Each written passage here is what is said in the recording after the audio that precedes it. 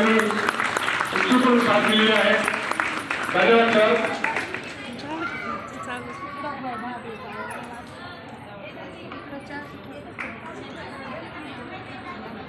तसेच आपल्याला या कार्यक्रमासाठी अत्यंत हातभार लावणारे आणि सर्व कार्यक्रम उत्कृष्ट पार पाडलेला आहे त्या अनिता राठोड मॅडम आणि त्यांच्या टीम त्यांचे स्वागत आहे. पुढील सूत्र त्यांच्या ताब्यात घेत आहे.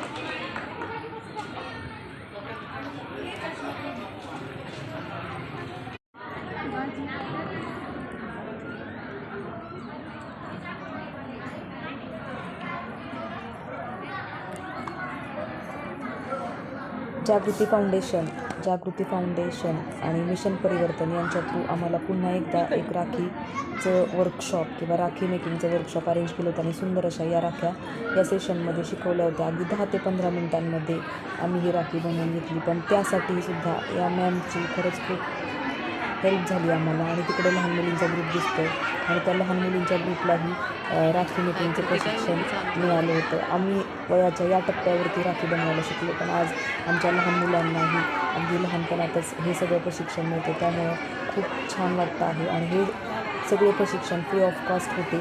आणि thanks for arranging this session. आणि खूप छान अशा राख्या सगळ्यांनी बनवल्या. नंतर इथे लहान मुलींचंही चाललेलं आहे. थोडंसं बनवायला त्यांचा प्रयत्न नीट हो.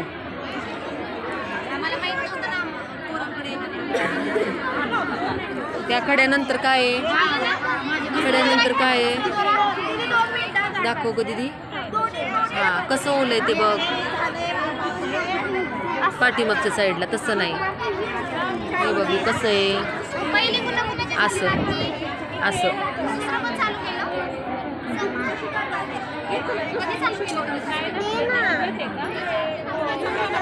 असं आहे ना. नाही थांब बघू दे मला.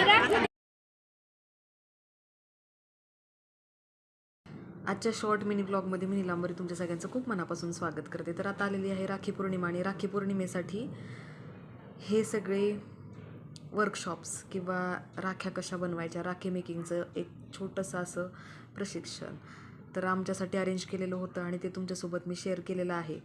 तर अगदी मिनी ब्लॉग तुमच्यासोबत शेअर करणार आहे. तर बघत राहा असे छोटे छोटे मिनी ब्लॉग. आणि तुम्हालाही असं काही नवीन शिकायचं असेल तर तुम्हीही करू शकता. फक्त प्रयत्न सोडायचे नाहीत आणि काही ना काही आपण करत राहायचं. तर कसं आहे, जागृती फाउंडेशनने आमच्यासाठी